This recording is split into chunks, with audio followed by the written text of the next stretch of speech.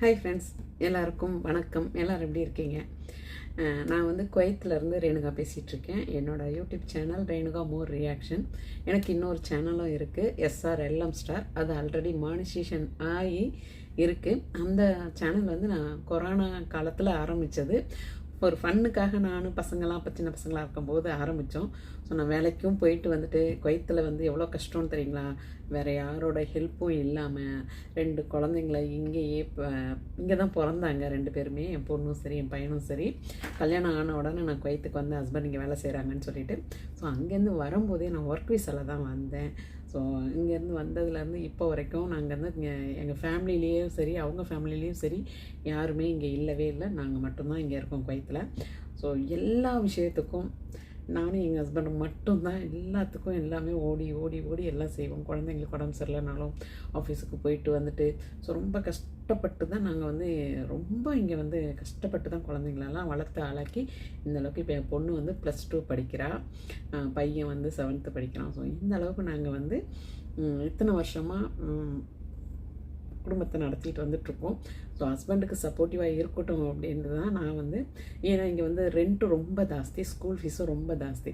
So அதுக்காக தான் வந்து வேலைக்கும் நான் வந்து நிறுத்தாமல் போயிட்டுருக்கேன். இது கூட ஹவுஸ்மேடு வைக்கணும், எல்லாமே பயங்கரமாக இருக்கும்.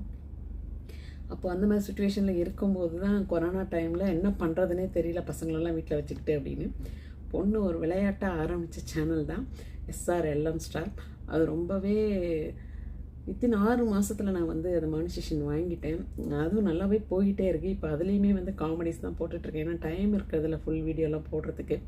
ஸோ அதனால் சரி வேண்டாம், ஒரு ஃபன்னுக்காக ஒரு சேனல் ஆரம்பிப்போம் அப்படின்னு சொல்லிட்டு எல்லா ஃப்ரெண்ட்ஸ் எல்லாம் நீங்கள் தான் உங்களுக்கு காமெடி நல்லா வருது அதனால் பண்ணுங்கள் அப்படின்னு சொன்னாங்க. அதனால தான் ரேணுகா மோர் ரியாக்ஷன் ஒன்று ஆரம்பித்தேன். போன செப்டம்பரில் தான் ஆரம்பித்தேன், 25 செப்டம்பரில்.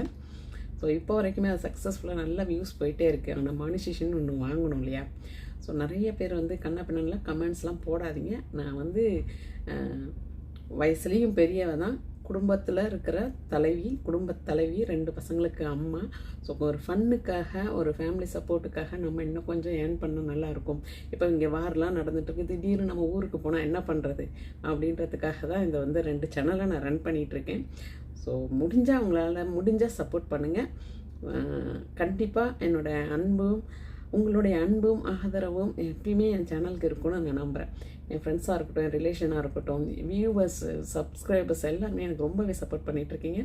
வியூஸ்லாம் பயங்கரமாக போயிட்டே இருக்குது. முதல்ல நல்லாவே போச்சு, இப்போ வந்து அப்படியே குறைஞ்சிட்டே வருது. கொஞ்சம் பார்த்து சப்போர்ட் பண்ணுங்கள். எல்லாருக்கும் என்னுடைய நன்றியை தெரிவிச்சுக்கிறேன். பாய்.